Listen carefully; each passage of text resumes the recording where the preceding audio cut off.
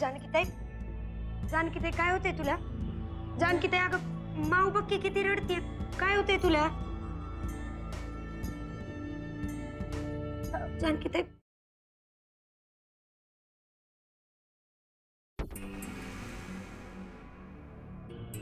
Hello hello Narasimha, काय म्हणाले doctor? काही कळत नाही आतेबाई, तिला मगाशीच आत नेलाय. अरे पण काय म्हणतायत काय? मी यावेळी काही लपवून नाही ठेवणार आहे तुझ्यापासून, पण परिस्थिती बिकट आहे असं म्हणालेत. नरसिंहा, इथे एक एक क्षण मी कसा काढते माझं मला माहिती. मला तिथे येऊ दे रे. कशी येणार आहेस तू आतेबाई, आणि इथे येऊन काय करणार आहेस? अरे तिथे नाही तर तू तरी येस, तुझ्या बरोबर बसेन. नाही मी कुणाला त्रास देणार तिथे. पण कोणाबरोबर येणार तू आतेबाई? आपले सगळे ड्रायव्हर्स कुठल्या ना कुठल्या कामासाठी बाहेर गेलेत. वाकणे सुद्धा इथेच आहेत. मग मी वामन बरोबर येते ना.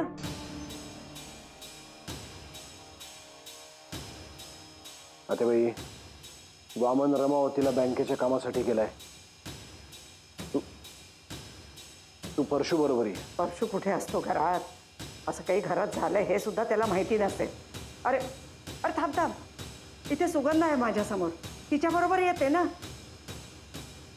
ठीक आहे, जरा तिला फोन दे, मला तिच्याशी बोलायचं आहे. हो हो नरसिंह. हा नरसिंह भाऊजी बोला. आतेबाईंना नीट घेऊन ये आणि तिच्याशी जास्त बोलू नकोस. हो भाऊजी. भाऊजी म्हणू नकोस, काही नातं नाही माझं आणि परशूचं. बरं मी येते आत्याबाईंना घेऊन. आले. काय म्हणाला नरसिंह? आपल्याला बोलवलंय तिकडं. हां मी काय म्हणते आत्याबाई, आपण जायला पाहिजे का तिकडं? तुम्हाला जानकी त्याची हालत बघवणार नाही हो. इथे बसून तिथली काळजी करत बसणं हे जास्ती भयंकर आहे. काही नाही होत. खरं म्हणजे मी एकटीच गेले असते, म्हणा नरसिंह मला एकटीला येऊ देणार नाही म्हणून. चल जाऊया आपण.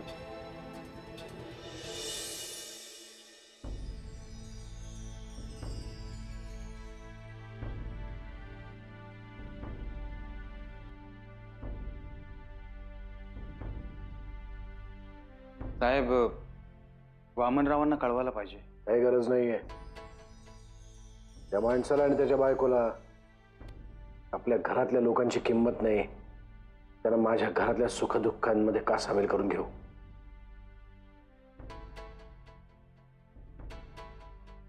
ठीक आहे, पण अमृताताईंना तरी अजिबात नको. म्हणजे आत्ता तरी नको.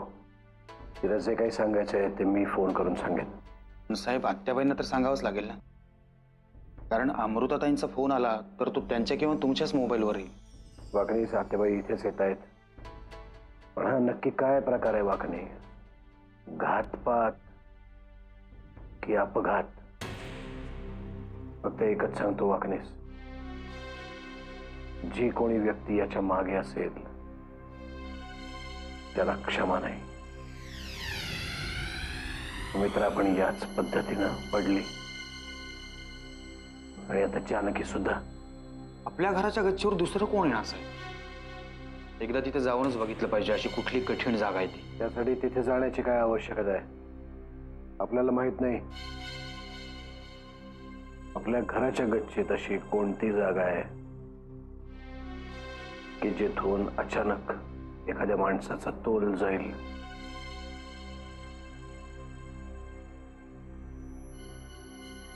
आत्याबाई आले.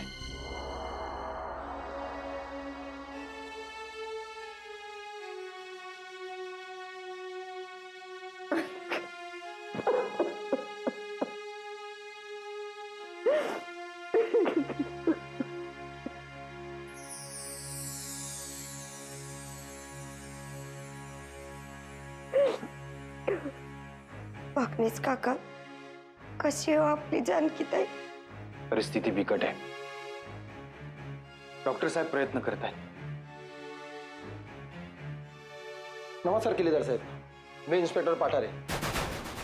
आम्हाला हॉस्पिटलच्या मॅनेजमेंटकडून फोन आला होता की अशी केस आली आहे म्हणून. त्या संदर्भात आम्ही चौकशीसाठी आलो आहे. घरात ऍक्सिडेंट झाला त्याची कसली चौकशी करताय? तसंच काही असतं तर मी फोन नसता केला का? नाही साहेब, चौकशी तर करावीच लागेल. त्यानंतरच कळेल ना की हा खरोखर अपघात होता की दुसरं काही. माफ करा साहेब, आमचा नाईलाज आहे. पण पेशंट अजून शुद्धीवर आलेलं नाहीये. पण मग मला सांगा साहेब की ज्यावेळेला हा अपघात घडला तेव्हा घरात कोण कोण होतं? हे बघा साहेब, साहेब आत्ता बोलण्याच्या मनस्थितीत नाही आहेत. थांबा वागणेस. या सुगंधाला विचारा.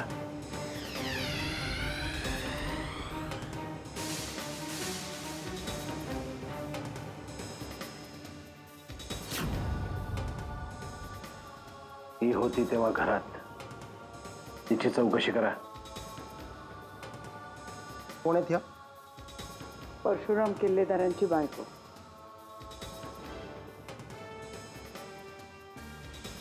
ठीक आहे साहेब, मला मॅडमना वेटिंग रूममध्ये चौकशीसाठी घेऊन जावं लागेल.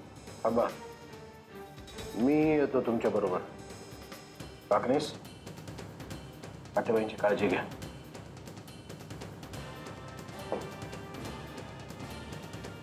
अध्यबाई साहेब,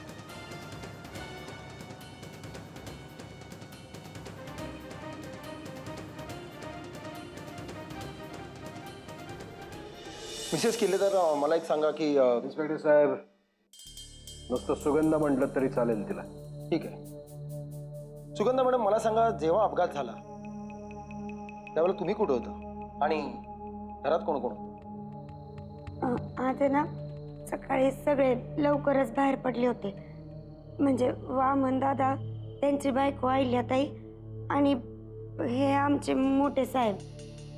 त्यामुळं घरात मी, आत्याबाई, 2 लहान पोरी आणि पांडू आमचा नोकर येतो, एवढेच आम्ही घरात होतो. मला मॅडम एक सांगा की ज्यावेळेला पेशंट खाली पडला त्याआधी तुम्ही त्यांना केव्हा भेटला होता? अहो, मला आरडाओरडा झाला ना तेव्हा कळलं जानकीताई वरनं पडलेली.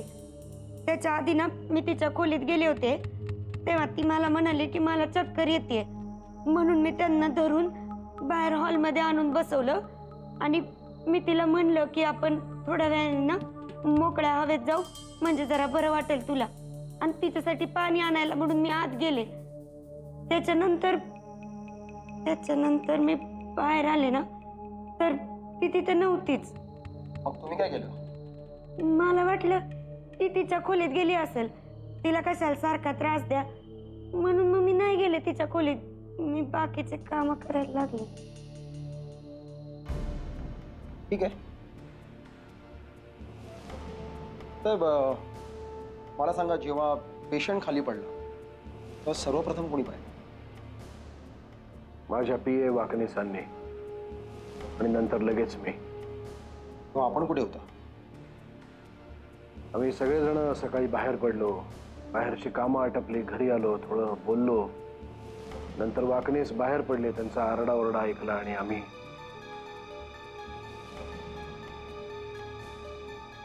आम्हाला पण तेव्हाच कळलं साहेब. याचा अर्थ स्पष्ट आहे की तुम्ही घरात आल्यानंतर लगेचच हा अपघात घडला.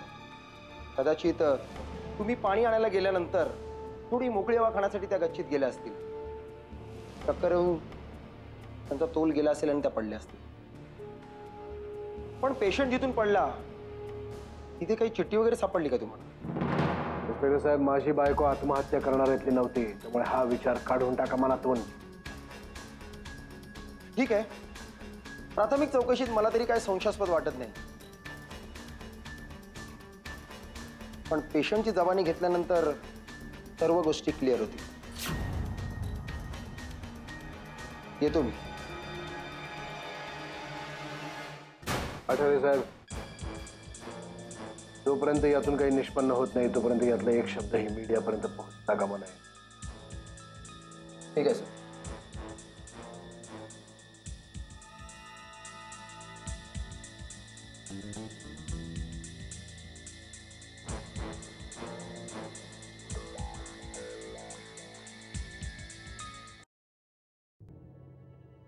वाकणेस, तुम्ही पहिल्यांदा तिथे गेलात तुम्हाला काही जाणवलं? म्हणजे कोणी केलं असेल, कसं झालं असेल? अगदी अगदी चुकून जरी झालं असेल तरी काय घडलं असेल? आत्याबाई, जानकी वहिनी पडल्या त्यावेळेला मी तिथे नव्हतो. मी ज्या वेळेला तिथे पोहोचलो तेव्हा त्या रक्ताच्या थारोळ्यामध्ये. बस बस, नका पुढचं काही ऐकव, माझ्याच्याने नाही ऐकवलं जाणार. पण आधी सुमित्रा, आता जानकी, काय काय चाललंय काय? अजून तरी त्याचा विचार करायला मला वेळच मिळाला नाही. मी फक्त जानकी वहिनींचाच विचार करतोय आता तरी. त्या गच्चीवर असं कोणतं भूत बसलंय ते शोधून काढलंच पाहिजे. हे भूत आपल्याला स्वस्थपणे जगू नाही देणार. आत्याबाई, आत्याबाई, काय झालंय ताईला? मी घरी गेल्यावर पांडुदादांनी मला सगळं सांगितलं. गणेश, तुझी ताई कशाही पुढे हार मानणारी नाहीये. पण खूप लागलंय का हो तिला? गणेश शेठ, तुम्ही आता खंबीर व्हायला पाहिजे. म्हणजे आपल्या जानकी वहिनी लवकरात लवकर बऱ्या होतील. पण मला तिला भेटायचंय. अरे आत्ता कसं भेटता येईल? डॉक्टर तपासतायत ना तिला. आता आपण कोणी नाही भेटू शकत तिला. आता इथे बघ, आता इथे आपण फक्त देवाची प्रार्थना करू शकतो. अरे बाबा देवा, घरात कुणाला साधा खोकला झाला तरी मी तुला पाण्यात ठेवायची. आता जानकीसाठी तुला स्वतःहून पाण्यात उभं राहायला पाहिजे.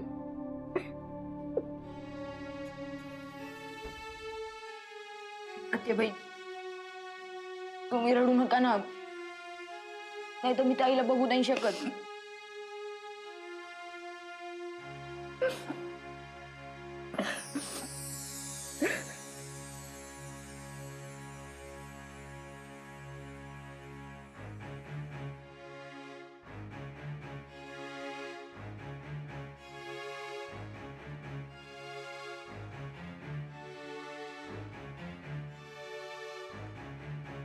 साहेब, काय म्हणाले इन्स्पेक्टर? काय म्हणणार, त्याची प्राथमिक चौकशी केली आणि निघून गेले. तुम्हाला काय वाटतंय नक्की साहेब? त्या स्टेटमेंटवरून तरी असं वाटतंय वाकणे की तो अपघातच होता. मला असं राहून राहून वाटतंय की याही पलीकडे नक्की काहीतरी आहे. कारण घरात काय घडलं ते हिने सांगितलं, गच्चीवर नेमकं काय घडलं ते कोणालाच माहित नाही.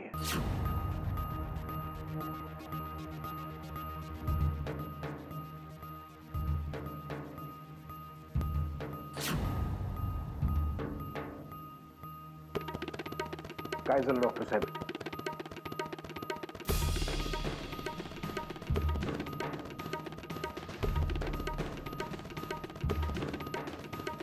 मिस्टर किल्लेदार, इथे नको.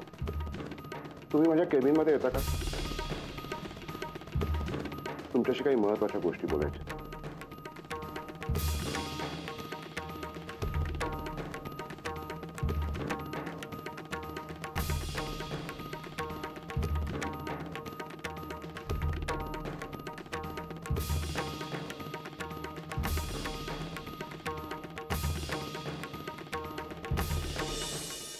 या केलेलं साहेब, बसा. नाही बसत नाही डॉक्टर. डॉक्टर काय झालंय? काळजी करण्यासारखं कारण नाही ना. किल्लेदार साहेब, खरं तर सगळंच काळजी करणार नाही. एक तर डोक्याला मार लागलाय, त्यातून ब्लिडिंगही खूप झालाय. त्यांना इथे आणायलाच खरं तर उशीर झालाय. आता कशी आहे तब्येत तिची? नाही, फारशी काहीच इम्प्रुव्हमेंट नाही. अहो, ते शुद्धीवरच येत नाहीयेत, त्याच्यामुळे आम्हाला पुढचे उपचारही करता येत नाहीयेत. मग आता करायचं काय डॉक्टर? पुढच्या काही तासात त्यांची कंडिशन स्टेबल झाली नाही तर त्या कोमात जाण्याची शक्यता आहे.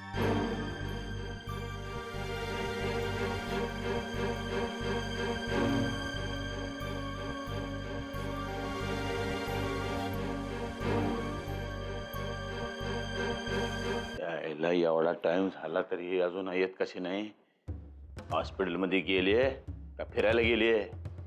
यायला असं तर नसेल ना झालं की जानकी वाचली असेल? चोराच्या मनात मोबाईलची रिंग. अरे देवा, काय आहे ना काय नाही. हॅलो, कोण बोलते? अहो मी बोलते, तुम्ही एवढा हळू का बोलताय? तू आहेस होय? कुठे गेली होतीस कुठे तू? हा, तिथं माझा जीव टांगणीला लागलाय, तुझी वाट बघत बसलोय. आणि कुठे गेलीस तू? मी इथनं निघत होते, तेवढ्या तिथं पोलीस आले.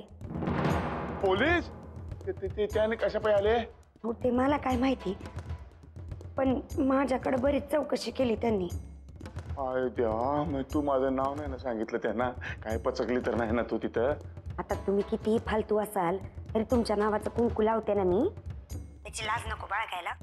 त्याचं नाव घेईन तुमचं. हे बघा, आपलं जसं ठरलं होतं ना तसंच सांगितलंय मी. आणि पुढं माहितीये का, त्या पोलिसाला पण विश्वास बसलाय त्याच्यावर. तो पण म्हणत होता अपघातच असणारे हा बहुधा म्हणून. माझी गुणाची बायको ग बाई. पण पुढे काय झालं मला? म्हणजे मला पहिला एक सांग की जानकीचं काय, सांग मला बघू. हाय अजून. अजून आहे ती? तुला म्हणलो होतं की नाही, हे सगळे किल्लेदार लई चिवट आहेत ग बाई. जाता जात नाही. बी थकून जातोय, रेड्यावर बसून गिरट्या मारत राहतोय. त्याला बी कळत नाही का उचलायचं, गंडवतंय त्याला बी. नाही हो, तुम्ही काळजी करू नका. मी सांगते ना, 100% मरणार बघा. अहो अजून शुद्धीवर पण आली नाही नीट. आईच सांगत पण नाहीये डॉक्टर. याला जास्त बोलू राहून उभं राहून बोलू नको. काय काय घडेल तेवढं मला फक्त सांगत जा. फोन ठेवतो.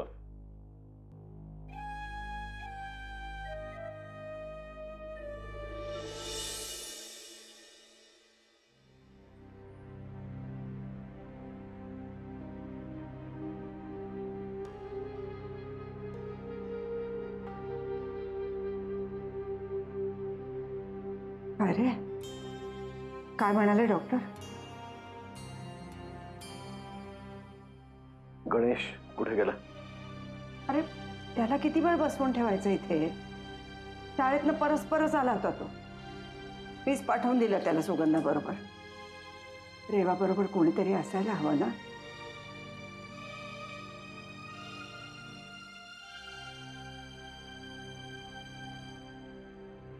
या येवल्याच्या जीवाचा काय दोष आहे? बिचारी आपल्या आईची वाट पाहत असेल.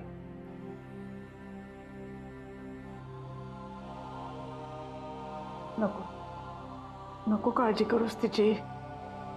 गणेश घेऊन बसला असेल तिला. आई इतकाच मामाचाही लळा आहे तिला. साहेब, डॉक्टर काय म्हणाले? कशासाठी बोलावून घेतलं होतं?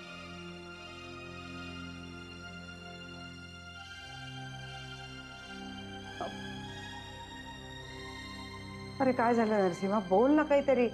पटेबाई, जानकीची प्रकृती नाजूक आहे.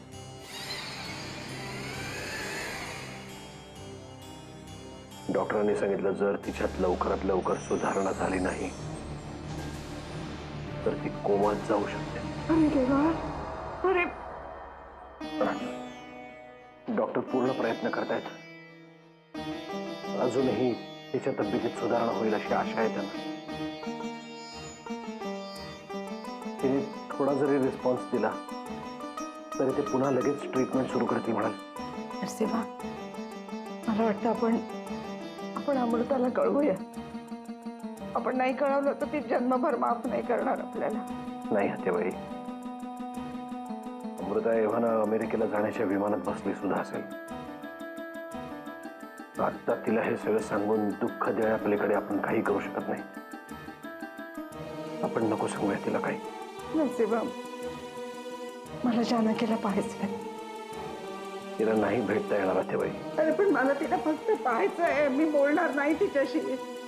मला पाहायचं आहे रे तिला. मला पाहायचं आहे. आत्या, मला